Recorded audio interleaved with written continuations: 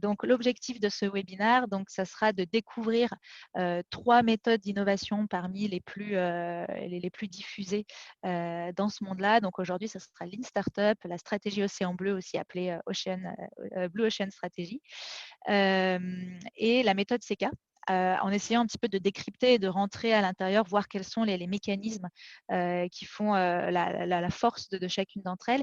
Et puis surtout, et ce qui, je pense, a le plus de valeur, de vous donner quelques clés pour essayer de savoir dans quel cas utiliser quelle méthode.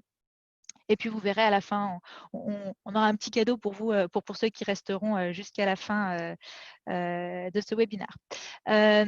Donc, peut-être juste avant de rentrer dans le vif du sujet, que vous ayez une petite idée de qui vous avez en face de vous aujourd'hui. Donc, je vais me présenter en 2 mots. Donc, moi, j'ai rejoint Steam lors de la création il y a maintenant bientôt 6 ans.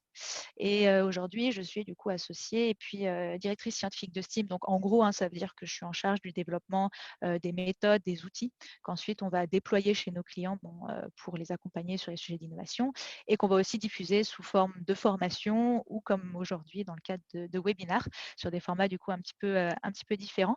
Donc, juste pour la petite histoire, ce webinaire, il a été inspiré à l'origine. En fait, c'est un cours qu'on avait fait pour le master spécialisé d'innovation des mines de Paris et qui a ensuite donné naissance à une formation en fait d'une journée sur les méthodes d'innovation. Donc, c'est une formation où on survole, on passe en revue donc 6 grandes méthodes d'innovation et on essaye de les manipuler, etc.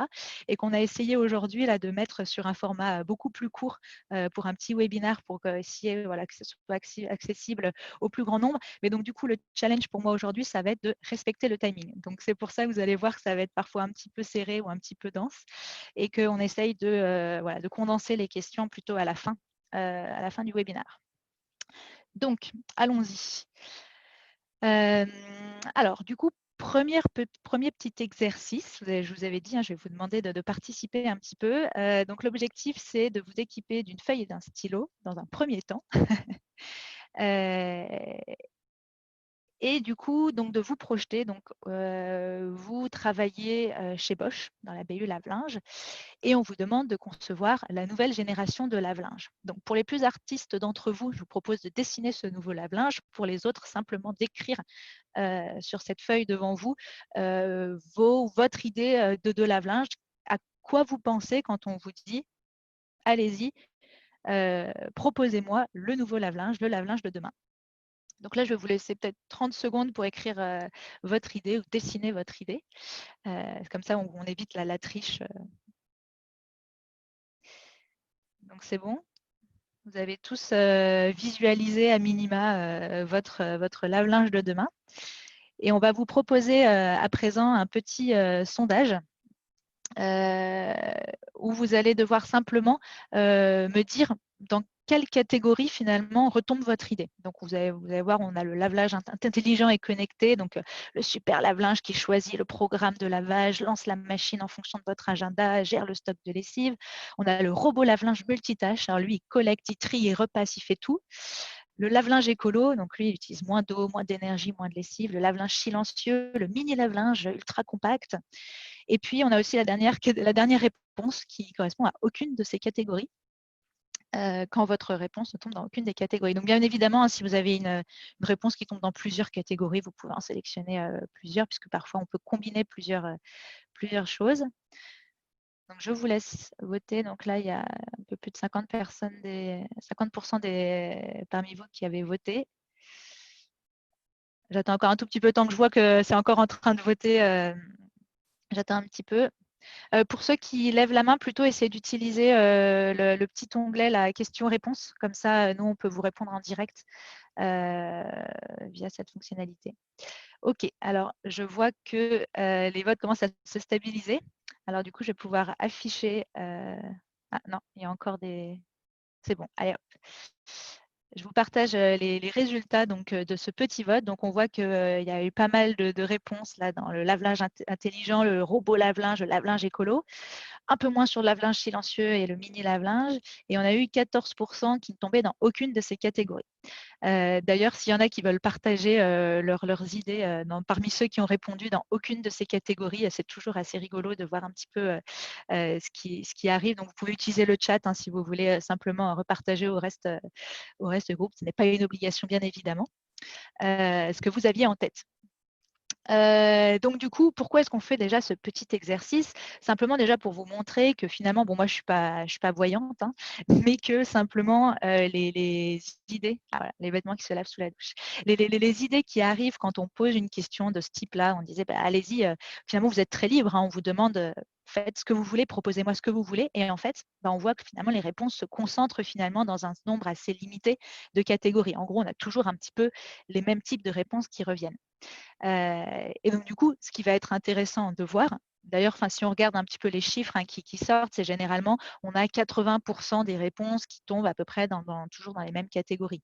Bon, là, on a eu 85%. Mais du coup, ce qui va être intéressant ici, ça va être de voir finalement comment les méthodes d'innovation nous permettent d'aller plus loin que simplement voilà, les premières idées qu'on peut avoir naturellement sans aucune méthode de manière spontanée.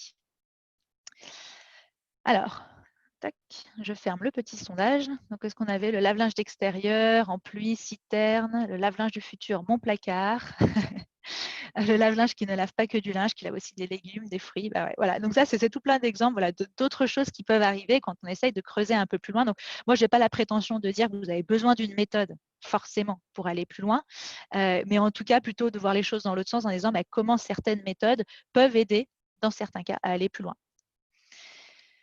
Alors, hop. Donc, premier élément qui est assez intéressant à avoir en tête quand on va regarder des méthodes d'innovation, c'est cette notion justement d'effet de fixation. Le fait qu'en fait, quand on va proposer des idées de manière un petit peu spontanée, on va finalement avoir tout un tas de choses qui sont ancrées et qu'on ne va pas forcément naturellement remettre en question. Et on va se retrouver un petit peu coincé dans certaines catégories. Donc ici, un exemple, il y a souvent une fixation sur le fait que un lave-linge, ça utilise de l'eau et de la lessive parce que pour laver du linge, il faut de l'eau et de la lessive. Ça paraît être une évidence et c'est vrai qu'on ne va pas nécessairement remettre ce truc-là en question. Mais une fois qu'on se l'est dit, finalement, on se dit qu'est-ce que ça voudrait dire en fait de ne pas utiliser d'eau ou de ne pas utiliser de lessive. Et là, on peut arriver sur des concepts qui peuvent être assez marrants, assez rigolos. Alors, j'ai pas là, de nouveau, je n'ai pas la prétention de dire que forcément ce sont de bonnes idées, mais en tout cas, ce qui est intéressant, c'est de dire que ce sont des idées qui sont différentes et qui sortent des idées qu'on obtient assez classiquement. Donc là, vous avez tout ce qui est le lavage à sec, par exemple, qui est d'ailleurs déjà utilisé dans tout ce qui sont dans les laveries professionnelles. Comment est-ce que ça pourrait s'adapter finalement au lave-linge individuel. Ici, on a une petite boule là, qui permet de se balader dans le panier à linge et d'aérer, de rafraîchir vos vêtements, qui est peut-être une autre acception du lave-linge. Donc là, premier élément qui est intéressant, c'est voir en quoi finalement une méthode peut nous aider à nous défixer, à aller au-delà des idées les plus classiques. Deuxième élément qui est intéressant à avoir en tête quand on va regarder les différentes méthodes, ça va être finalement cette notion de connaissance nouvelle. Par exemple, si moi je vous dis, est-ce que vous saviez, le saviez-vous, saviez-vous que les ultrasons et le gel ont un pouvoir détachant? Bon, maintenant que je vous ai dit ça, on est d'accord que ça fait germer des nouvelles idées, des nouvelles manières. On pourrait se dire, intéressant, et si finalement on remplaçait la lessive par du gel, ou si on remplaçait la lessive par des ultrasons? Donc là, même chose, petits exemples. Si on regarde à droite, c'est un concept qui a d'ailleurs été, je crois, breveté, mais à minima prototypé, qui s'appelle Dolphy, et qui en gros utilise justement les ultrasons. C'est-à-dire vous avez une sorte de bassine d'eau, vous mettez votre Dolphy qui fait des petits ultrasons et qui en fait permet de détacher les taches de certains vêtements. Et c'est d'ailleurs un concept qui est utilisé dans pas mal de laveries industrielles pour laver des équipements, pour laver des textiles professionnels, etc. Donc, de nouveau, ce sont des connaissances, donc ce sont des choses qu'on peut avoir en tête et qui, quand on les mobilise, peuvent permettre d'aller un cran plus loin. Et donc, du coup, même chose, ce qui est intéressant, c'est de voir comment une méthode, finalement, va vous pousser un petit peu à aller ou bien mobiliser des connaissances que vous n'auriez pas forcément mobilisées naturellement, ou bien à aller chercher des nouvelles connaissances qui vont, du coup, vous permettre d'aller peut-être plus loin et aller chercher des idées, des concepts un petit peu nouveaux. Donc ça, c'était 2 éléments qui sont intéressants à avoir en tête. Un troisième qui est un peu plus évident, mais qui est un axe aussi d'analyse intéressant pour les méthodes d'innovation, qui sont les dimensions sur lesquelles en fait on peut innover. Assez rapidement, on pense à l'innovation technologique, on se dit bah oui, on va avoir une nouvelle technologie d'isolation, nanana. Mais c'est toujours intéressant de penser aussi l'innovation en termes d'usage, de valeur, de business model. Et donc, vous allez voir que chaque méthode, chaque méthodologie, finalement, ne joue pas forcément sur les mêmes dimensions. On va avoir des méthodologies qui vont être très spécifiques sur une dimension, certaines qui vont être assez généralistes. Et de nouveau, il n'y a pas de bonne ou de mauvaise méthode. Hein. C'est toujours de voir quelle va être la méthode qui va le mieux se prêter à votre situation ou à vos enjeux.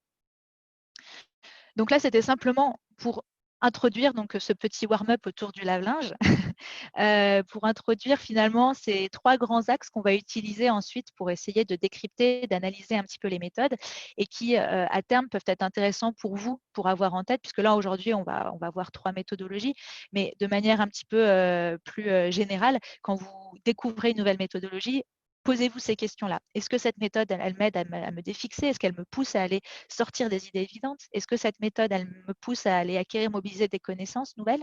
Et sur quelle dimension elle joue? Voilà pour ce qui était la petite introduction. Donc passons aux choses concrètes. Donc il y en a plein, hein, des méthodes d'innovation. Peut-être que vous en connaissez d'ailleurs d'autres. Là, on vous a mis un petit échantillon de celles qui sont généralement les plus fréquentes, les plus connues, les plus diffusées. Étant donné voilà, qu'on est sur un webinaire d'1 heure, on ne va pas pouvoir tout traiter et de toute façon, ça serait un peu compliqué. Donc aujourd'hui, nous, ce qu'on vous propose, c'est de se concentrer là sur ces 3 méthodologies-là. Et bien évidemment, on vous invite à aller vous renseigner et à faire l'exercice sur les autres pour aller plus loin.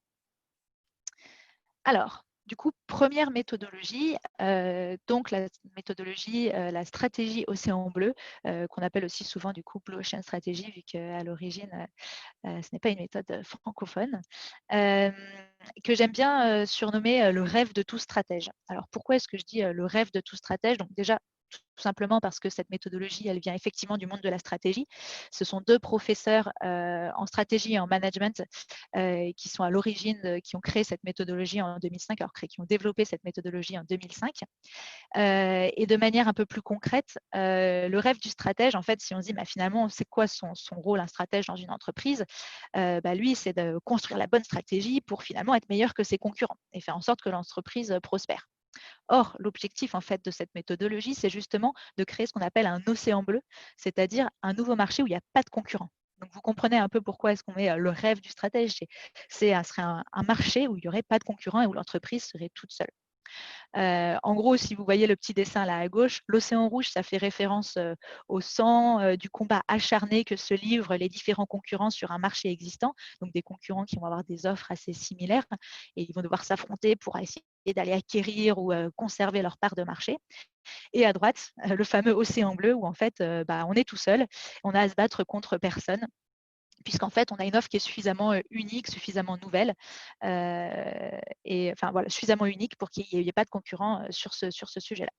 Donc, en gros, créer un océan bleu, c'est développer une offre suffisamment nouvelle et unique pour qu'elle ne se retrouve pas en concurrence directe avec d'autres offres existantes.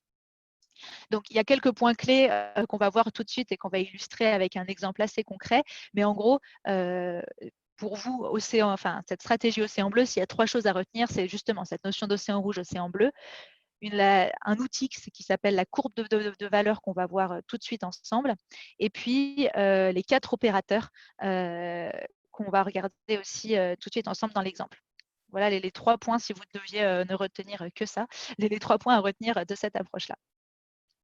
Alors, la stratégie océan bleu, il y a donc 4 grandes étapes. On va plutôt se concentrer sur les 3 premières, puisque c'est celles qui sont les plus caractéristiques finalement de cette méthodologie. Donc, première étape, on va avoir donc la description. Donc là, on prend un exemple pour illustrer cette méthodologie et on se dit, bah, moi, voilà, je travaille dans le monde du cirque et j'ai envie de créer un océan bleu dans le monde du cirque. et donc développer une offre suffisamment unique, suffisamment nouvelle pour bien me démarquer de mes concurrents. Donc, on va utiliser donc, ce fameux outil qui s'appelle la courbe de valeur, ou le value curve en anglais, et on va tout simplement décrire finalement la proposition de valeur actuelle du cirque. Et donc, on va se dire, mais finalement, pourquoi est-ce que les gens viennent au cirque aujourd'hui? Parce qu'ils veulent voir des animaux, parce que les enfants, ils veulent avoir des bonbons, des gâteaux, parce qu'ils ont envie de rire avec des clowns. Enfin, voilà, il y a plein d'éléments en fait, dans cette proposition de valeur. Généralement, il n'y a pas un seul ingrédient, hein, c'est un ensemble, une combinaison de tout plein d'éléments. Et on vient du coup, de cette manière-là, dessiner la proposition de valeur du cirque. Ça, c'est la première étape. Deuxième étape, on va essayer de venir maintenant enrichir cette proposition de valeur, puisque bien l'objectif, c'est d'aller vers une proposition de valeur nouvelle, unique, et donc on va essayer d'aller trouver des nouveaux ingrédients ou de l'inspiration pour renouveler, repenser cette proposition de valeur. Donc pour ça, il y a 6 chemins d'exploration qu'on a listés là ci-dessous. Si vous voulez tous les détailler, les décrire, simplement, on vous enverra un petit peu plus de détails. Là, aujourd'hui, on va simplement vous donner un exemple sur la première qui est autour des industries alternatives. En gros, on va aller chercher l'inspiration en allant s'inspirer d'autres industries. Donc là, par exemple, les questions qu'on va se poser, c'est finalement quelles peuvent être des industries alternatives au cirque. Donc on peut penser aux zoos, on peut penser aux parcs d'attractions, on peut penser à simplement même la télé. Enfin voilà, on peut regarder dans plein de mondes différents. Là, pour l'exemple, nous on avait pris le cabaret en se disant finalement allons voir du côté du cabaret, essayons d'analyser un petit peu ce qu'apporte le cabaret et quels seraient les ingrédients ou les morceaux de proposition de valeur qu'on pourrait récupérer pour venir enrichir et transformer la proposition de valeur du cirque. Donc, par exemple, on peut avoir le fait que ça va être beaucoup plus raffiné ou que ce sont plutôt des divertissements qui vont, un spectacle qui va plutôt s'adresser aux adultes. Enfin, voilà, on va avoir plein d'ingrédients qu'on va pouvoir venir récupérer pour, en fait, ici, venir enrichir notre value curve, notre courbe des valeurs avec de nouveaux ingrédients. Donc là, on avait mis l'ambiance raffinée, le fait qu'il y ait de la musique et de la danse, etc. Et enfin, on va utiliser donc dans cette troisième étape les 4 opérateurs, donc éliminer, augmenter, réduire, créer. Il faut vraiment que vous voyez en fait ces opérateurs comme des curseurs où on va venir bouger en fait les points de notre proposition de valeur initiale. Donc si vous voyez là, il y avait donc la ligne de proposition de valeur du cirque traditionnel. Et on vient bouger donc ces curseurs-là, ou bien en supprimant, ou bien en ajoutant, ou bien en augmentant, en diminuant, pour essayer de créer une nouvelle proposition de valeur. Et donc, du coup, ce qui est intéressant ici, c'est de dire, on ne va pas essayer de le faire au hasard, bien évidemment. Hein, c'est avec toutes les recherches qu'on va pouvoir faire à gauche, à droite, avec les différents chemins d'exploration, on va essayer de créer une nouvelle proposition de valeur la plus pertinente possible, et la plus nouvelle, la plus différenciante possible.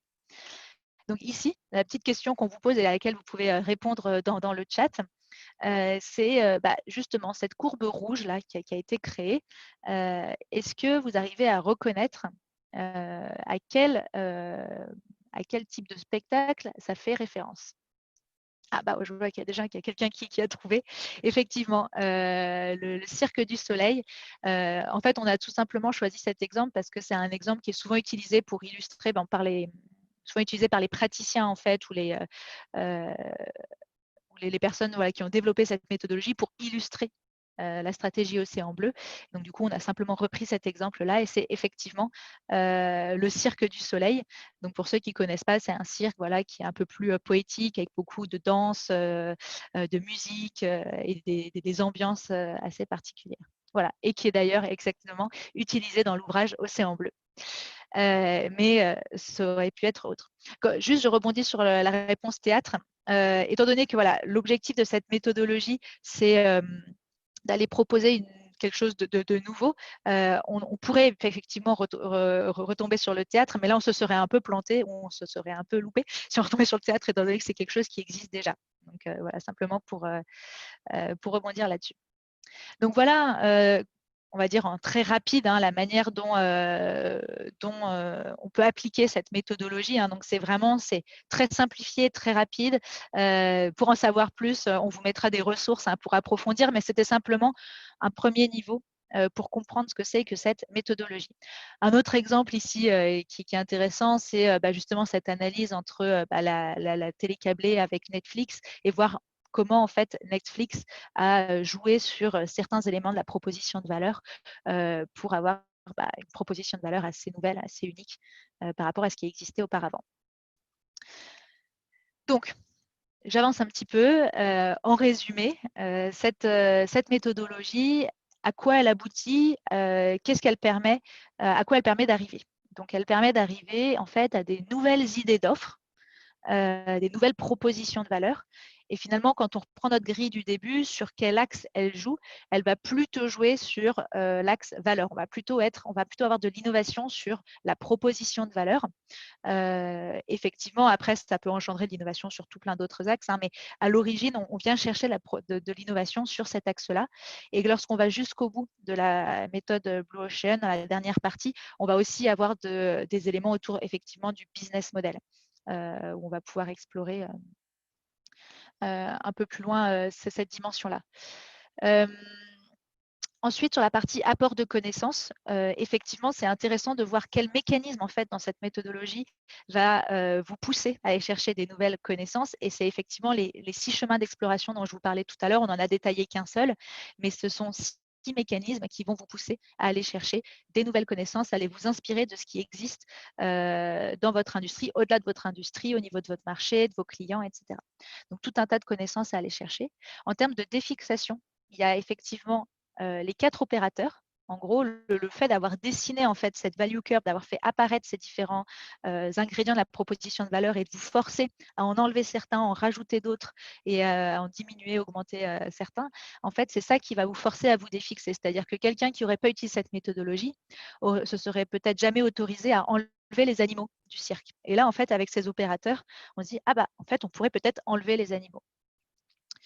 Quelques points d'attention qui sont toujours bien à avoir en tête.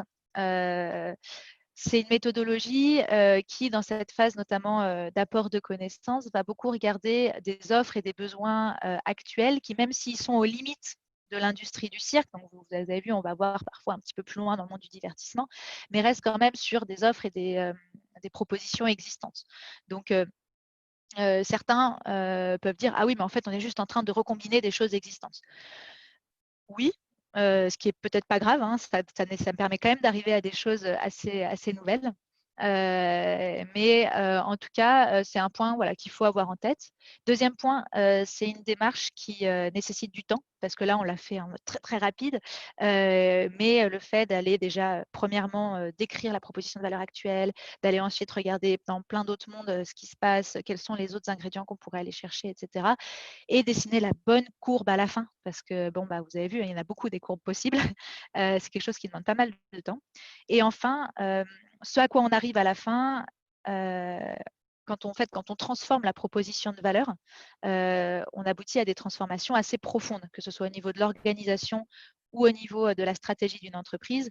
Vous comprenez bien que si vous êtes un propriétaire de cirque, pour rester sur cet exemple-là, et qu'on vous dit on enlève les animaux, sachant que la moitié de vos investissements sont des animaux et puis des dresseurs, l'impact, il n'est pas nul, quoi. Et c'est la même chose dans une entreprise. On est sur des impacts organisationnels et stratégiques assez importants, donc à bien avoir en tête. Donc voilà pour ce qui est de la stratégie Océan Bleu. Comme je vous disais au début, s'il y a des questions, des choses qui ne sont pas claires, je vous invite plutôt à les mettre dans la partie Q&A, où ça nous permet de mieux traiter les questions, et on y reviendra du coup à la fin du webinaire. Deuxième méthodologie qu'on vous propose de regarder aujourd'hui, c'est la méthodologie Lean Startup. Alors, de nouveau, moi j'aime bien mettre des petites étiquettes. Pour moi, c'est vraiment la méthode de l'entrepreneur. Pourquoi? Parce qu'en fait, donc déjà, historiquement, c'est une méthodologie qui est née dans la Silicon Valley, qui a été développée notamment par Eric Rice, qui était un entrepreneur qui avait eu plusieurs succès et échecs d'ailleurs entrepreneuriaux. À la fin, dans les années 2000, ça a été développé. Et même au niveau donc, de l'ambition, de l'intention, en gros, lui, son raisonnement, c'était c'est quand même dommage. Je vois plein de gens autour de moi et même lui-même hein, qui se lancent dans des aventures entrepreneuriales, qui investissent du temps, de l'argent, des efforts, parfois 6 mois, 1 an à travailler comme des fous, à mettre tous leurs investissements dans le développement de leur entreprise et à la fin, ils lancent le produit sur le marché et ça fait un énorme flop et en fait, tous ces investissements, tous ces efforts tombent à l'eau. Donc il s'est dit: «Bah, c'est quand même dommage. Est-ce qu'on ne pourrait pas un petit peu rationaliser cette démarche pour moins gaspiller d'énergie, d'efforts et peut-être un peu limiter les risques d'échec. Donc ça, c'est vraiment à l'origine, ça, c'était son raisonnement. Et donc lui, il s'est dit, ce qu'on pourrait faire, enfin, il l'a pas inventé, hein, c'est des choses qui se faisaient un petit peu, mais en tout cas, c'est lui qui l'a formalisé et qui l'a diffusé très largement. Donc il s'est dit, est-ce que finalement, au lieu de mettre tous nos efforts sur une idée pendant 1 an et à la fin de le mettre sur le marché pour voir si ça marche ou pas, est-ce qu'on ne pourrait pas pendant cette année faire plusieurs tests et finalement, au lieu de faire du kit ou double, de se dire bah, en fait, je vais tester 10 choses différentes pendant l'année et donc faire des plus petits tests qui me coûtent moins cher, mais comme ça, j'ai plusieurs chances de tomber juste, en gros. Donc ça, c'est un raisonnement peut-être un peu statistique là, mais c'est un peu ça l'idée, hein, c'est de se dire je multiplie mes chances de tomber juste. Et donc l'objectif de cette méthodologie, c'est vraiment voilà, trouver au plus vite et à moindre coût une offre viable, et on pourrait rajouter d'ailleurs scalable. Donc cette méthodologie, il y a 3 notions vraiment, comme tout à l'heure, hein, qui sont vraiment importantes et qui sont à retenir. Il y a cette notion de cycle court d'apprentissage, qui est représenté d'ailleurs à droite, là, le measure, learn, build, donc construire, mesurer, apprendre. On parle aussi d'agilité, hein, où souvent c'est un petit peu mis sous le même chapeau. Donc le fait de maximiser les apprentissages et pas attendre la fin pour voir si oui ou non il y a un marché pour mon produit. Deuxième élément, le minimum viable product, en français le produit minimal viable, oui voilà, où en gros c'est comment est-ce que je fais des produits très très légers, enfin le plus petit produit possible qui me permet d'expérimenter et de vérifier si oui ou non il y a un marché. Et la dernière notion, l'apprentissage validé, qui est, étant donné que je fais des petites expérimentations à petite échelle, du coup, je ne vais pas avoir je vais pas forcément faire une étude de marché énorme, mais donc du coup, pour essayer d'avoir quand même des choses un petit peu solides, un petit peu rigoureuses et robustes pour baser mes apprentissages, je vais essayer d'aller au-delà du déclaratif et notamment pour contourner le biais déclaratif ou quand vous demandez à vos amis tu ne trouves pas que c'est une bonne idée, ils vous disent ah oui, c'est une très bonne idée parce qu'ils ont envie de vous soutenir. C'est le fait d'aller jusqu'à un certain consentement à payer, un certain engagement pour s'assurer que quand quelqu'un vous dit oui, ton produit m'intéresse, en fait, ça l'intéresse vraiment.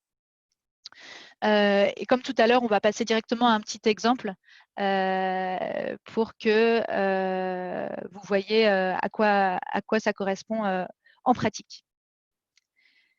Alors, donc les grandes étapes de cette méthodologie. Donc tout d'abord, on commence l'entrepreneur, puisqu'en fait, c'est une méthode qui vient vraiment du monde de l'entrepreneuriat. Donc l'entrepreneur a une idée, il se lève un matin et dit j'ai envie de me lancer, de développer tel produit, tel service. Je suis sûre que ça va avoir de la valeur et qu'il y a un marché. Parce que c'est souvent ça un petit peu le biais de l'entrepreneur. Hein. Il fonctionne beaucoup sur son énergie, sur son envie et sur sa conviction personnelle que son idée est une bonne idée. Et donc cette méthodologie, elle vient un petit peu rationaliser tout ça en disant peut-être vérifie d'abord que ton idée est une bonne idée. Donc on part avec une idée.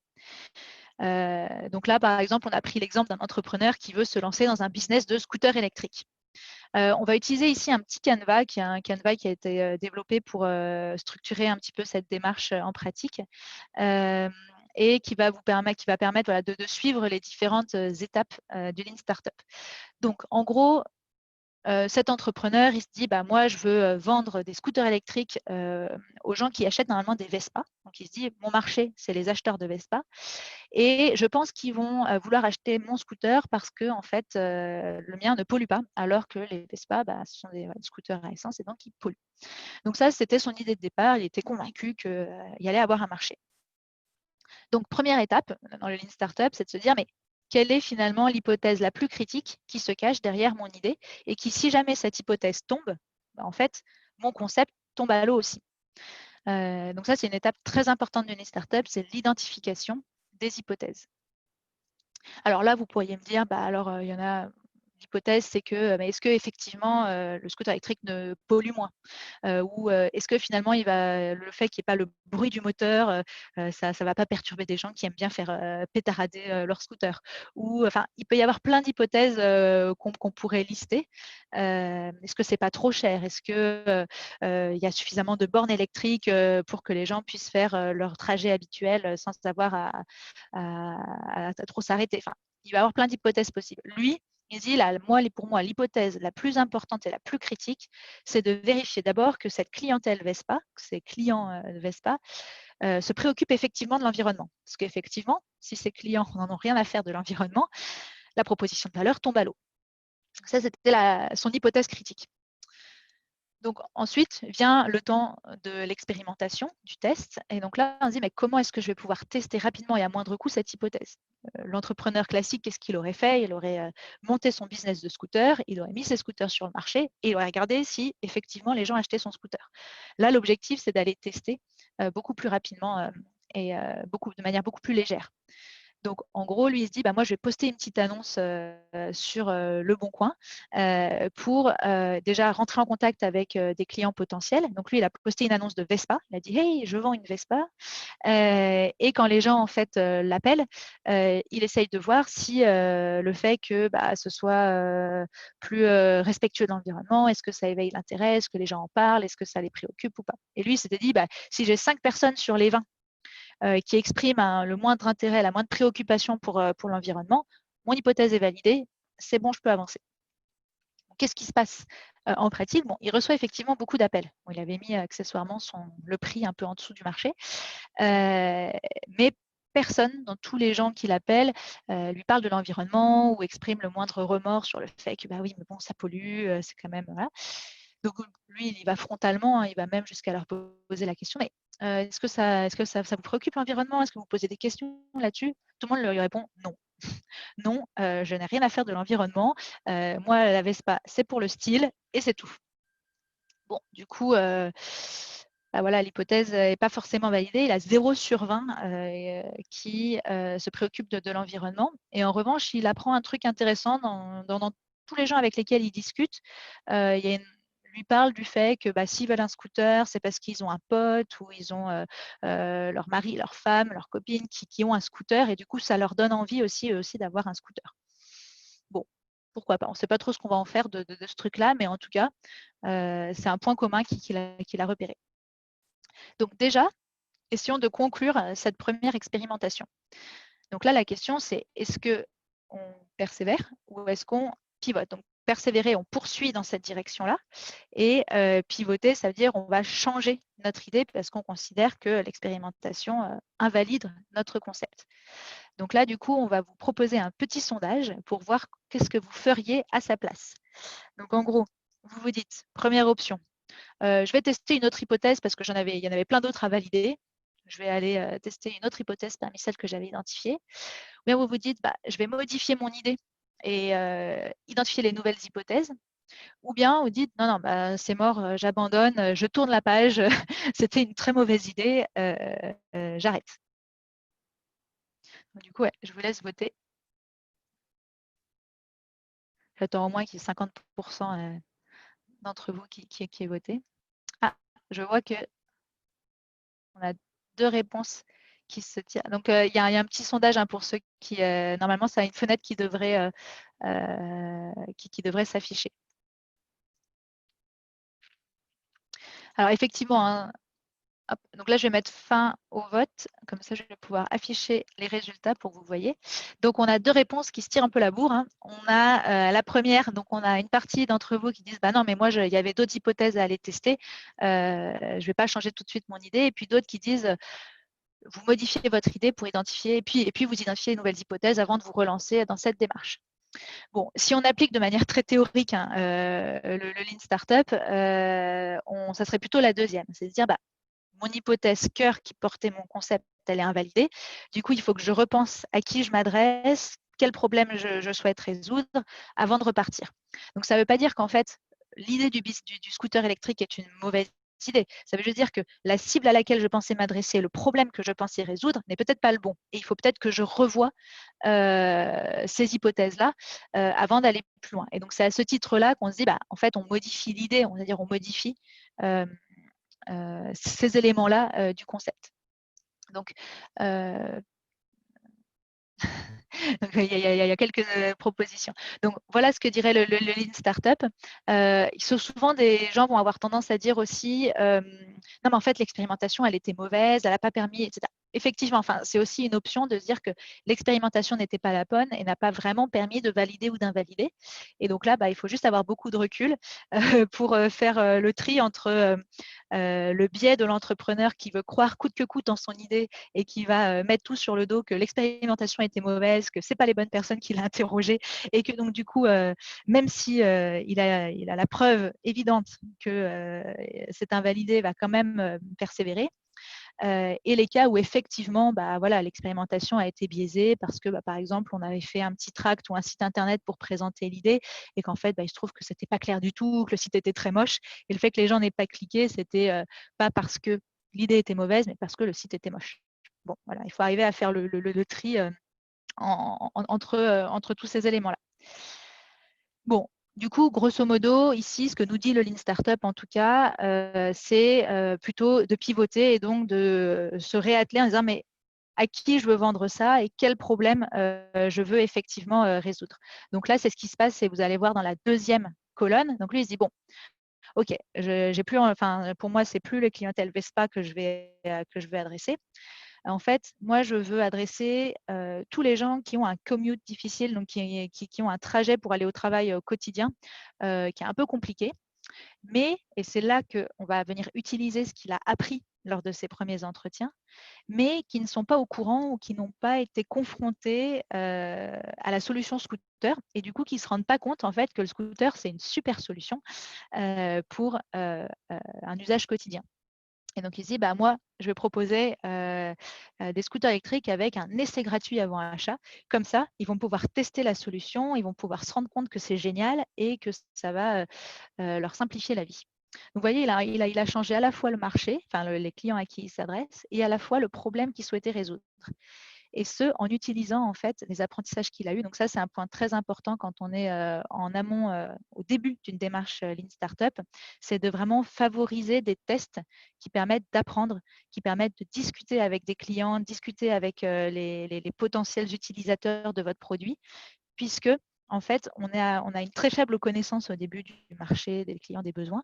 Et avec ces échanges beaucoup plus qualitatifs, ça nous permet de mieux comprendre et du coup de pivoter vers des pistes qui peuvent être avec un plus fort potentiel. Donc voilà, donc là, je ne vais pas vous redétailler toutes les prochaines étapes. Si vous voulez avoir l'histoire complète, il y a une petite vidéo là sur YouTube, vous pouvez, avec le lien qui est en haut à droite, qui vous explique finalement toutes les étapes de test et comment est-ce que, étape par étape, il pivote et il s'approche de plus en plus et finalement, il finit par avoir un business avec un marché et un produit qui répondent effectivement aux besoins des clients. Donc ça, c'était juste pour illustrer. Alors, maintenant, si on revient à notre petite analyse de cette méthodologie, avec quoi on arrive en sortie d'une méthode Lean Startup? On arrive à une offre qui est normalement validée, au moins d'un point de vue marché, c'est-à-dire que notre proposition de valeur est validée, les clients à qui on s'adresse sont bien intéressés par notre produit ou par notre service, et on a un business model aussi normalement qui est validé, c'est-à-dire que ça joue généralement sur les deux aspects, la proposition de valeur et la manière dont on la vend, on la commercialise. En termes d'apport de connaissances, en quoi cette méthodologie, elle nous amène finalement à apprendre, à découvrir, à acquérir de nouvelles connaissances? Finalement, c'est au cœur de la méthodologie, c'est ces fameux cycles itératifs avec ces expérimentations où à chaque cycle, on va nous forcer à identifier une hypothèse et à chercher à la valider ou à l'invalider. Donc là, pour le coup, c'est vraiment une méthodologie qui va nous pousser à apprendre au fil de l'eau. Donc là, c'est un apprentissage même plutôt vraiment empirique, terrain, où on se confronte au marché. En termes de défixation, alors oui, il y a de la défixation, puisqu'effectivement, quand une hypothèse est invalidée, normalement, ce que nous préconise du moins la méthodologie, c'est de pivoter et donc de transformer notre concept ou notre idée. Après, par rapport à d'autres méthodologies, il n'y a pas de mécanisme, on va dire, très guidé. C'est-à-dire qu'on vous dit, bon, bah, changez d'idée maintenant. Et il n'y a pas forcément d'outils pour vous guider. Mais comme je vous disais tout à l'heure, en fait, ce qui va vous guider, ce sont les apprentissages que vous allez acquérir au fil de l'eau et qui devraient normalement vous aiguiller ou vous orienter dans une direction ou dans une autre. Donc, oui, des fixations, mais sans mécanisme propre en face. Quelques points d'attention, comme on le disait tout à l'heure, la qualité des apprentissages, puisque en fait, en fonction du MVP que vous allez proposer, donc de l'expérimentation que vous allez faire, la conclusion sur est-ce que oui ou non il faut pivoter, elle n'est pas toujours évidente. On se dit, bon, alors est-ce que j'ai vraiment testé ce que je voulais tester, mais est-ce que si les gens ils m'ont dit ça, c'était bien pour la raison où je pensais que. Donc, il y a ce point-là qui est parfois un petit peu ambigu et qu'il faut arriver à gérer. Et deuxième point d'attention, notamment si vous êtes dans des entreprises et que vous êtes plutôt sur des problématiques d'innovation, le fait d'aller tester sur le marché rapidement des nouveaux concepts, si vos concepts sont assez nouveaux, assez disruptifs, il peut y avoir une disqualification, non pas parce qu'il n'y a pas de besoin, mais parce qu'en fait, il y a besoin d'éduquer le marché. Et donc ça, c'est quelque chose qui est important à avoir en tête. Parfois, il y a besoin d'éduquer le marché, d'éduquer les clients pour qu'ils comprennent la valeur de votre offre. Et donc, on peut avoir du non. Non, ça ne m'intéresse pas, mais en fait, ce qui est un non d'incompréhension. Donc, ça, quelque chose à avoir en tête aussi. Voilà pour ce qui est du Lean Startup. Dernière méthodologie. Ah, attendez, j'avais oublié. On voulait quelques autres exemples pour illustrer le Lean Startup. L'exemple de Dropbox, qui avait notamment diffusé une vidéo en ligne pour acquérir ses premiers fans et ensuite qui avait itéré assez rapidement en construisant une communauté d'early adopters, comme on dit. Donc, une communauté qui faisait énormément de feedback sur leurs besoins, sur ce qui marchait, ce qui ne marchait pas, et donc qui leur a permis d'arriver assez rapidement à une offre avec une vraie traction marché. Et puis, l'exemple de Zappos, donc c'est une entreprise qui fait de la vente de chaussures en ligne et qui se demandait au début, mais est-ce que les gens vont vraiment oser acheter des chaussures en ligne sans les avoir essayées? C'était au tout début, ça existait très peu, le e-commerce. Et donc, du coup, ils avaient fait un test où ils prenaient des photos de chaussures dans les magasins, ils les mettaient en ligne et puis si les gens achetaient, il allait chercher la paire de chaussures et il l'envoyait, il l'expédiait par la poste.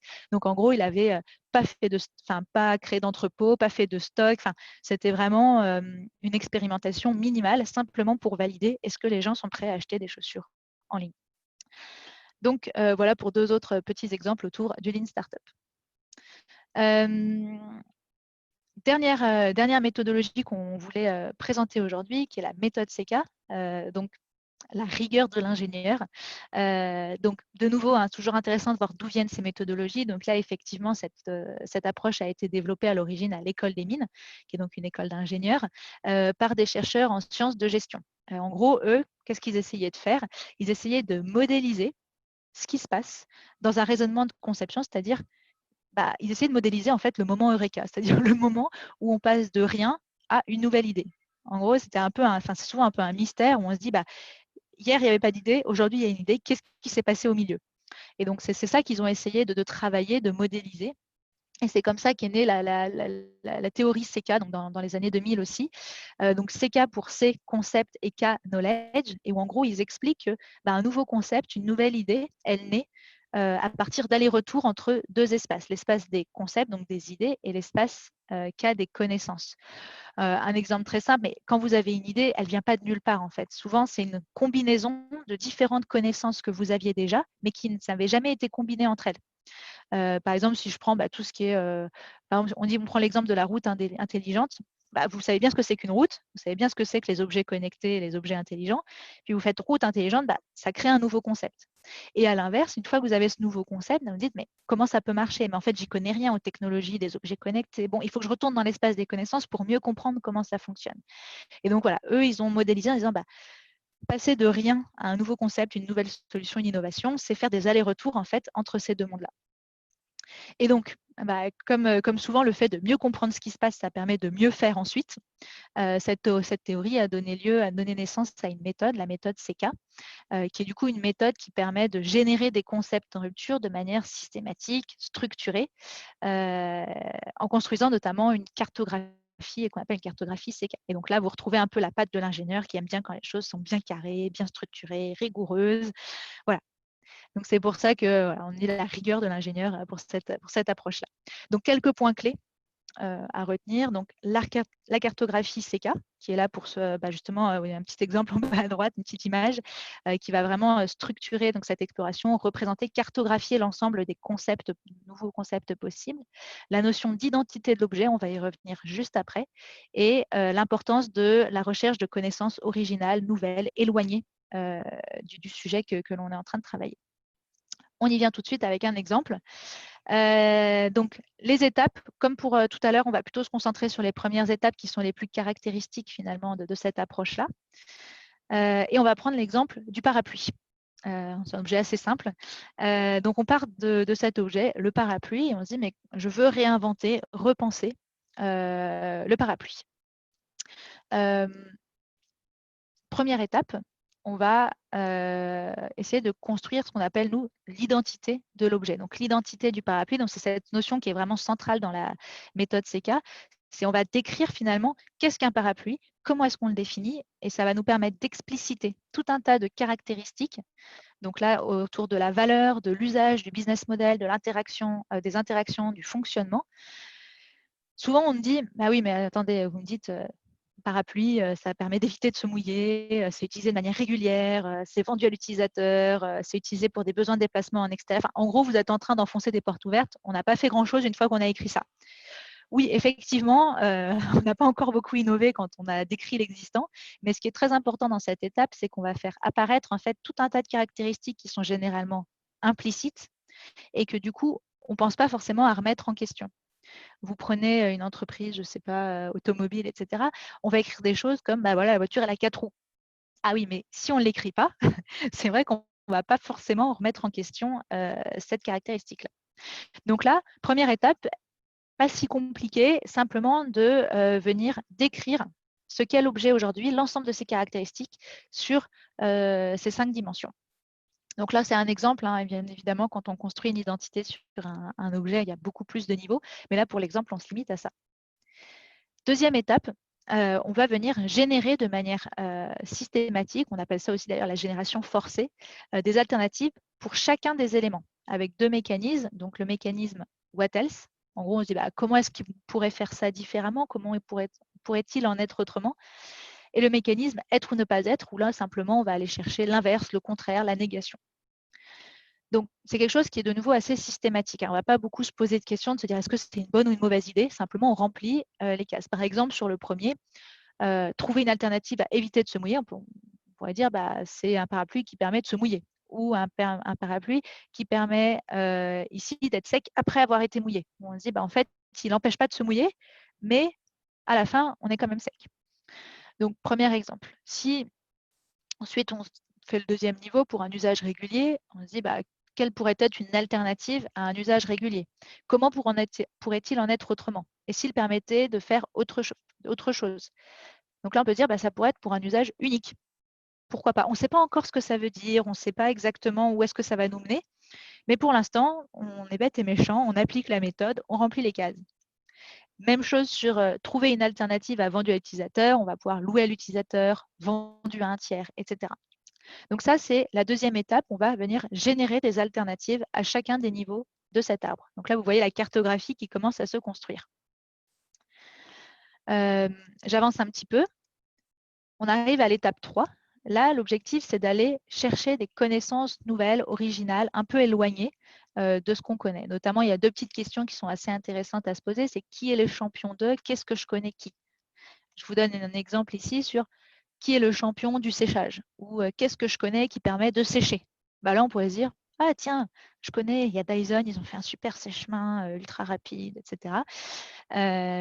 Et donc, on se dit, OK, ça me fait penser à ça. Je vais aller mobiliser cette connaissance qui, à l'origine, est assez éloignée du monde du parapluie. Hein. Là, on est sur le sèche-main qu'on a dans les toilettes publiques. Pourquoi pas? Et ensuite, on se dit, comment est-ce que je pourrais mobiliser cette connaissance pour m'aider à aller plus loin sur le parapluie qui permet d'être sec après s'être mouillé? Qu'est-ce que ça serait qu'un parapluie séchoir? Donc là, il y a souvent plein d'idées qui peuvent arriver. Donc, par exemple, vous, si je vous dis, qu'est-ce que c'est que le parapluie séchoir? À quoi ça vous fait penser? Qu'est-ce que ça serait que le parapluie, le mix entre… Je vous laisse répondre et proposer vos réponses dans le chat. N'ayez pas peur, on ne jugera personne. À quoi ça vous fait penser?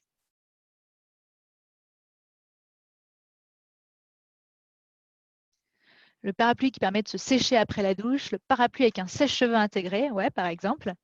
On avait aussi eu une fois le parapluie ventilateur, je crois. Le fil d'air qui court sur les vêtements, qui fait des brushings. Voilà, parapluie ventilateur. Étendoir, parasol chauffant, etc., etc. On peut même effectivement imaginer un parapluie où il y aurait juste un manche qui vient repousser les gouttelettes d'eau. Ou nous, ce qu'on avait proposé ici, c'était en fait le rideau d'air chaud à l'entrée des bâtiments. Bah voilà, quelqu'un l'a proposé, le rideau d'air, où en gros on se dit bah, finalement on n'a pas de parapluie quand on se balade dehors quand il pleut, mais par contre à l'entrée du bâtiment, du magasin, de notre appartement, on a un rideau d'air qui nous sèche intégralement et du coup on est sec dès qu'on rentre à l'intérieur de quelque part. Pourquoi pas? Et il y a plein d'autres possibilités, et vous en avez d'ailleurs proposé plein d'autres, parapluie bronzant, pourquoi pas? Bon, j'avance un petit peu, je vois que l'heure tourne. Et là, on peut faire cet exercice sur tous les autres niveaux. À chaque fois, se dire, mais finalement, à quelle connaissance, quel objet, quel élément je peux faire appel? Donc là, à chaque fois, on vous a donné des exemples assez accessibles, mais on peut bien sûr aller chercher sur des expertises un peu plus avancées, un peu plus techniques pour faire cet exercice. Là, si on dit par exemple vendu à un tiers, ce qui est intéressant, c'est regarder les business models, par exemple, des journaux gratuits. On se dit, mais finalement, il est peut-être financé par une entreprise pour d'autres utilisateurs sous forme de publicité. On pourrait se dire, bah, et finalement, ça serait quoi le parapluie qui est acheté par la RATP et mis à disposition de ses usagers à la sortie des bouches de métro, par exemple. Voilà. Donc, vous voyez, là, on commence à avoir tout un tas de nouveaux concepts, de nouvelles idées. Donc, je passe rapidement là sur les 2 dernières étapes, hein, concevoir de premières solutions. Donc, en fait, une fois qu'on a tous ces concepts-là, l'objectif, c'est de commencer à les incarner, les détailler. Et puis, dans un second temps, de se dire, mais quelles sont les connaissances qui me manquent pour aller plus loin, pour valider le potentiel, pour décrire en détail, pour concevoir la solution technique, etc., etc. Et donc là, vous voyez, on continue à faire des allers-retours entre l'espace C et l'espace K. Petit exemple rapide qui était un de nos clients avec qui on avait pu travailler, donc avec la RATP, qui avait travaillé, donc ça commence à dater un petit peu maintenant, je crois que c'était en 2013, sur la navette low cost, où en gros on se disait, mais finalement, comment est-ce qu'on pourrait repenser le système de bus pour avoir des navettes low cost. Et donc, on s'était inspiré notamment bah, voilà, des bus qu'on peut trouver dans certains pays qui s'arrêtent à la demande, du business model de Groupon, pour ceux qui connaissent, qui est un business model qui permet d'avoir accès à des produits moins chers puisqu'on fait des achats groupés.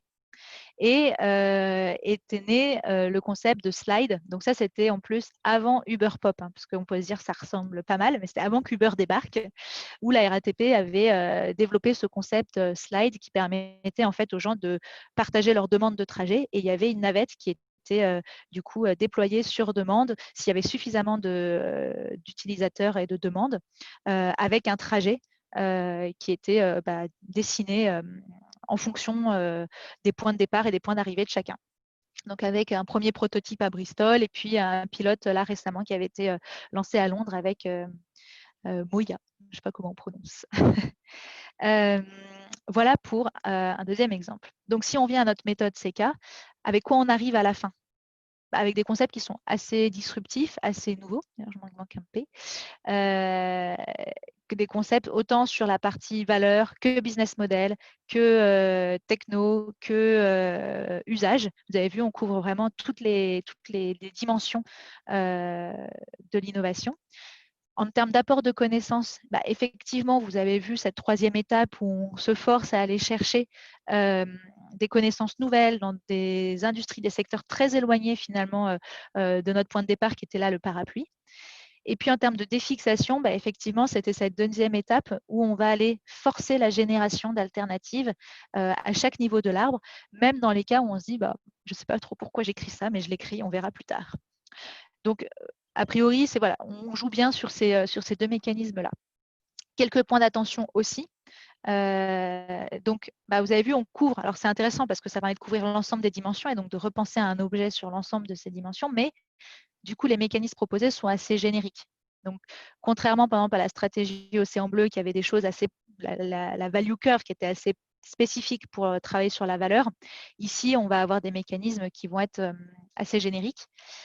Même chose, c'est une démarche qui normalement prend du temps. On l'a fait assez rapidement aujourd'hui, mais aller chercher des connaissances, aller cartographier l'ensemble des caractéristiques d'un objet, ça demande du temps aussi. Et puis, même chose, vous avez vu, on a abouti à des choses qui n'avaient quand même rien à voir avec le parapluie, hein. Donc, vous comprenez qu'appliqué à une entreprise, on arrive à des choses qui ont des implications, on va dire, que ce soit organisationnelles ou stratégiques, assez importantes pour l'entreprise. Donc, si on veut juste faire une petite innovation, mais qui ne transforme pas trop, c'est vrai que la méthode CK, elle est peut-être un petit peu surdimensionnée. Donc, voilà les quelques points clés à avoir en tête. Alors, dernière petite étape, dans cette dernière partie là, du webinaire, ce qu'on vous propose, c'est quelques cas d'application. Et l'objectif, c'est que vous choisissiez ou vous identifiez la méthode la plus adaptée. Donc, ce que je vais faire dans un premier cas, c'est que je vais vous présenter 3 cas d'application.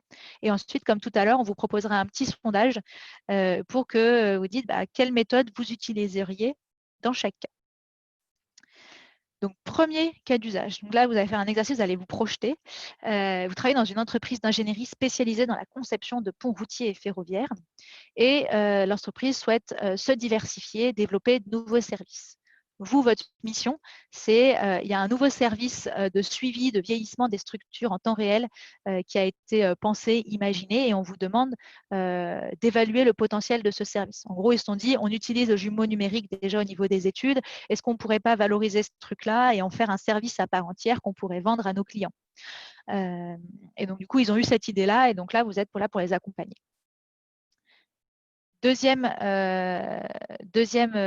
cas, on est sur la Poste. Vous travaillez cette fois à la Poste. L'objectif, c'est d'anticiper les futures évolutions des processus et du SI utilisé dans les centres de tri. Donc, en gros, vous devez explorer les différentes évolutions possibles parce qu'effectivement, il y a, vous le savez, hein, la quantité de courrier diminue.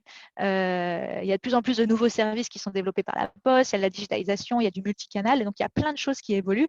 Et donc, le processus actuel, il est caduque.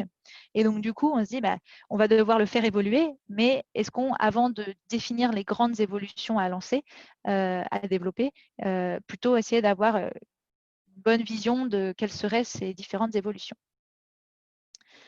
Troisième cas, cette fois, vous travaillez dans une entreprise qui est spécialisée en solutions d'automatisation pour les installations industrielles. Et eux, ils font face à une nouvelle concurrence low cost et leur produit phare, qui est le contrôleur, se fait commoditiser. C'est-à-dire que du coup, les prix sont tirés vers le bas par cette nouvelle concurrence. Et donc, vous dites, nous, on peut pas rivaliser là-dessus puisque voilà, on n'est pas structuré comme ça. C'est des coûts qui sont des réductions de coûts qui sont difficiles pour nous à atteindre. Du coup, on va plutôt essayer de développer une offre qui est différenciante et qui permettrait de revaloriser nos produits et nos assets actuels et du coup, garder et conserver nos marges. Donc, on a 3 use cases. Et donc là, du coup, l'objectif, on va vous poser la question, c'est quelles quelle méthodologie vous utiliseriez pour chacun de ces use cases.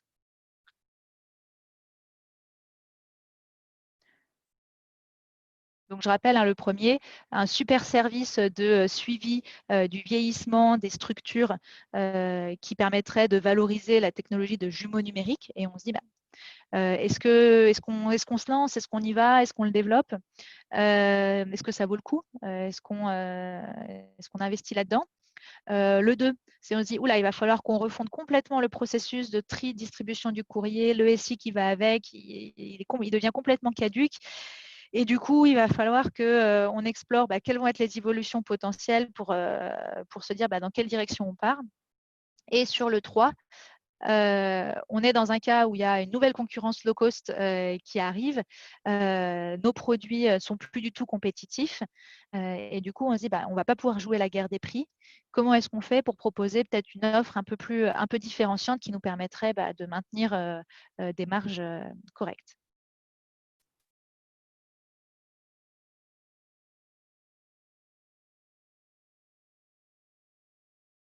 Alors, je laisse encore un tout petit peu voter. Laissez le temps de réfléchir quand même.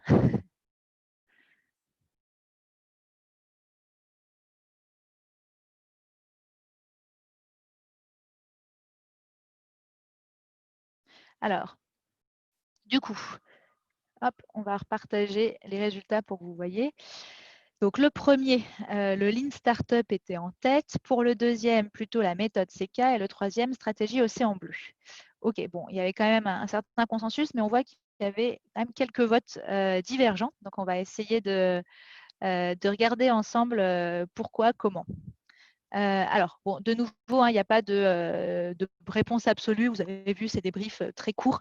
Vous n'avez pas forcément tout le contexte. Il y a plein d'autres interprétations possibles. Donc, je n'ai pas forcément la prétention de vous donner la bonne réponse. Je vous explique juste un petit peu comment nous, on a construit ces briefs et quel type d'analyse on pourrait faire. En gros, sur le point 1, quelque chose qui peut vraiment vous mettre sur la voie, c'est le fait que le concept, l'idée est déjà là. Le Lean Startup, en fait, ça marche bien quand on a déjà une idée. Vous vous rappelez, c'est la méthode de l'entrepreneur, il a une bonne idée, mais avant d'investir trop, il veut quand même vérifier qu'il y a un marché. Donc, ce qui est assez spécifique pour le Lean Startup, c'est le fait effectivement qu'on ait déjà une idée et qu'on souhaite valider le potentiel. Sur le deuxième, souvent, on utilise la méthode CK quand on est encore très en amont. La problématique est encore assez large. On ne sait pas encore exactement dans quelle direction on peut partir, quelles sont les pistes, les options. Et dans les cas où le modèle actuel, il va falloir le repenser puisqu'il atteint ses limites. Donc, ça, c'est assez typique des cas où on va aller chercher la méthode CK. Et le troisième, donc là, ça marchait bien pour effectivement l'exemple de la Poste. Et sur le troisième, en gros, dès que vous allez avoir le mot différenciant ou repenser à proposition de valeur ou recréer de la valeur, etc. Enfin, souvent, c'est souvent la réponse stratégie Océan Bleu. En gros, vraiment, c'est une méthode qui permet effectivement de créer une proposition de valeur unique, nouvelle. Et donc, quand on cherche à se différencier, c'est particulièrement adapté. Voilà pour un petit débrief. Ici, une petite synthèse, je pense, qui est assez intéressante à avoir en tête pour conclure ce webinaire, où on vous a repositionné en fait ces trois méthodologies selon deux axes. Le niveau de maturité, où vous en êtes en fait dans votre réflexion, dans votre démarche d'innovation. Est-ce que vous êtes tout au tout début, la thématique elle est très large, on ne sait pas encore où on va, etc. Ou à la fin, c'est bon, vous avez la solution, elle est détaillée, elle est validée, on peut lancer.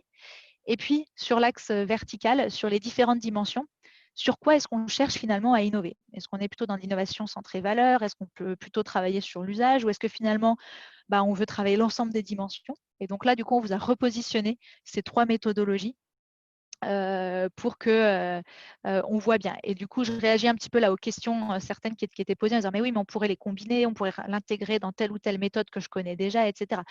C'est exactement ça, nous, qu'on vous propose. Enfin, c'est exactement notre objectif aujourd'hui et c'est la raison pour laquelle on essaye de vous apporter cette vision un peu décryptée de quels sont les mécanismes, pourquoi c'est intéressant, qu'est-ce qui marche, pour qu'au final, à la fin, vous soyez alors, ou bien vous choisissez effectivement la méthode qui est la plus adaptée parce que ça tombe pile poil, ou alors vous devenez des concepteurs, des apprentis sorciers de la méthode d'innovation et vous construisez en fait votre méthodologie, votre démarche en allant piocher dans les différentes méthodes que vous connaissez et en allant chercher à chaque fois le mécanisme qui va bien. Typiquement, là, ce que fait apparaître cette cartographie, c'est que on voit bien qu'en sortie d'une méthode CK ou en sortie d'une stratégie Océan Bleu, on peut embrayer sur du Lean Startup pour venir valider, tester les concepts qui ont émergé, par exemple. Et vous voyez, on pourra faire cet exercice avec toutes les méthodologies, ce qui permet de voir les zones de recouvrement, les endroits où on peut combiner, les endroits où on peut faire se succéder différentes méthodologies, par exemple. Voilà pour cette petite synthèse. Alors, du coup, le cadeau de la fin, donc petit roulement de tambour, effectivement, vous l'attendiez avec impatience.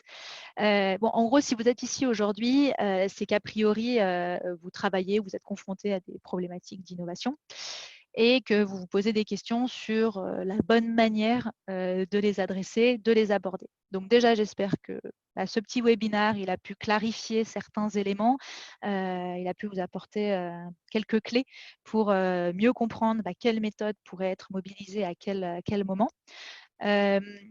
Mais du coup, si vous voulez aller un cran plus loin, nous, ce qu'on vous propose, on vous offre en fait un diagnostic de 30 minutes avec un de nos experts pour justement venir décrypter, analyser en fait votre situation d'innovation et voir comment est-ce que nous, on l'adresserait, quelle approche on favoriserait, comment est-ce que vous pourriez en fait simplement, quelle serait la meilleure manière d'avancer et d'adresser en fait votre sujet.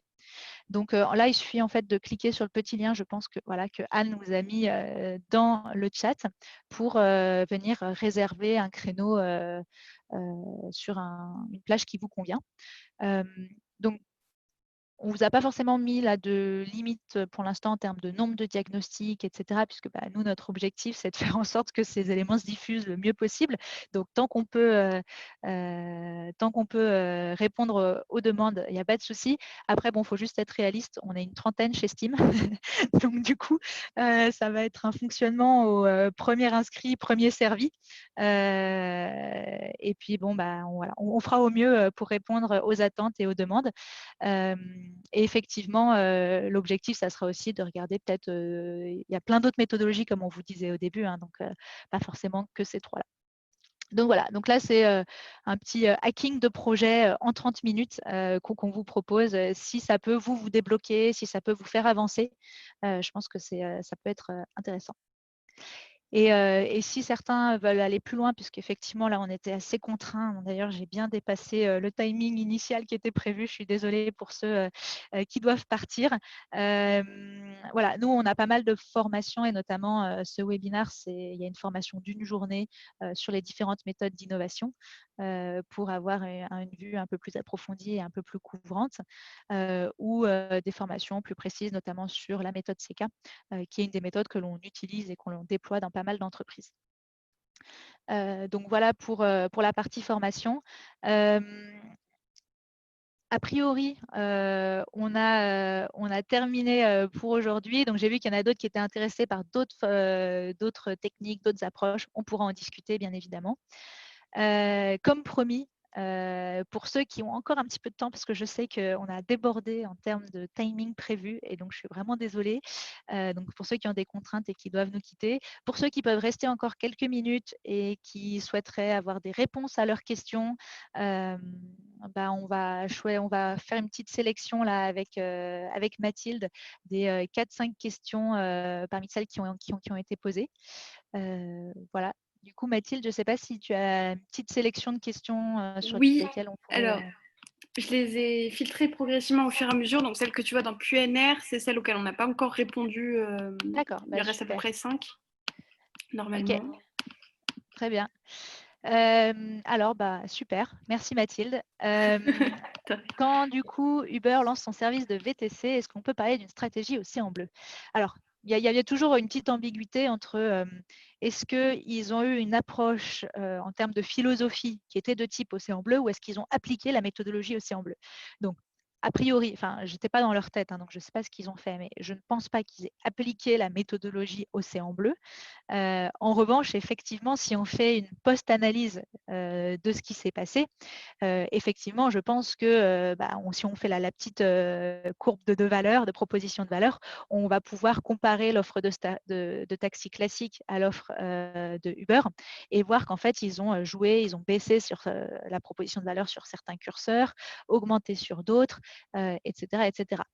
Après, il faut bien avoir en tête que ce n'est pas uniquement une innovation en termes de proposition de valeur, mais aussi beaucoup en termes d'organisation. Le fait que les chauffeurs ne soient pas salariés, etc., qui d'ailleurs pose plein d'autres problèmes au-delà de cette question-là. Mais voilà, ce n'était pas une question, c'était pas purement de la proposition de valeur, même si effectivement, il y a eu des innovations qui peuvent tout à fait être présentées avec la stratégie aussi en bleu. Alors, les stratégies Blue Ocean Strategy et Lean Startup ne sont-elles pas complémentaires? Ça, du coup, effectivement, on en a un petit peu discuté tout à l'heure. Effectivement, c'est ce que montrait le graphe, hein, ces méthodologies peuvent tout à fait s'enchaîner, se compléter. On peut très bien commencer en faisant du Blue Ocean Strategy, arriver à des premiers concepts et se dire bon, maintenant, j'aimerais bien les tester, vérifier qu'il y a un marché et embrayer sur du Lean Startup. Donc, oui, tout à fait. Ensuite, vous montrez l'importance de l'acquisition de connaissances, pourtant ASIT. Alors ça, du coup, effectivement, donc tout le monde ne connaît pas forcément ASIT. Et du coup, c'est une autre méthodologie, notamment plutôt sur la partie innovation, plutôt technique ou du moins solution technique. Et effectivement, si on avait fait l'analyse aujourd'hui sur ASIT, on se serait rendu compte que c'est une méthodologie qui travaille beaucoup sur la partie défixation et donc elle a une grande valeur là-dessus. Il y a des mécanismes qui permettent de se défixer et de sortir un peu des solutions techniques auxquelles on pense spontanément, mais qu'effectivement, il n'y a pas d'apport de connaissances. Et ce n'est pas grave, hein, enfin, on n'a pas dit que toute méthode devait posséder ces mécanismes-là, mais c'est juste important de l'avoir en tête et de savoir que dans cette méthodologie, il n'y en a pas. Donc, ou bien on peut compléter, ou bien on peut considérer qu'elle est suffisante et qu'elle nous permet d'aller suffisamment loin avec uniquement des mécanismes de défixation. Alors là, je vois, il y a plein d'autres méthodes qui sortent autour, notamment donc, le design thinking, oui, qui est une autre méthode qui est effectivement très connue, qu'on n'a pas eu le temps d'aborder aujourd'hui. Ça va être compliqué là, de faire l'analyse en 2 mots, mais en gros, voilà, si on devait le représenter, le design thinking, c'est effectivement une méthodologie qui se centre plutôt, si on devait positionner sur la partie usage, même si effectivement, voilà, à la fin de la méthodologie, comme dans toute méthode, on va aussi couvrir les aspects viabilité, faisabilité, mais à l'origine, c'est quand même une méthode qui remet l'usage au cœur et qui permet et qui se positionne, on va dire, une fois qu'on a une problématique à peu près définie. Et on pourrait effectivement combiner Lean Startup et Design Thinking en disant on fait une démarche de design Thinking, par exemple, pour concevoir un nouveau service et puis ensuite on essaye de valider avec le Lean Startup.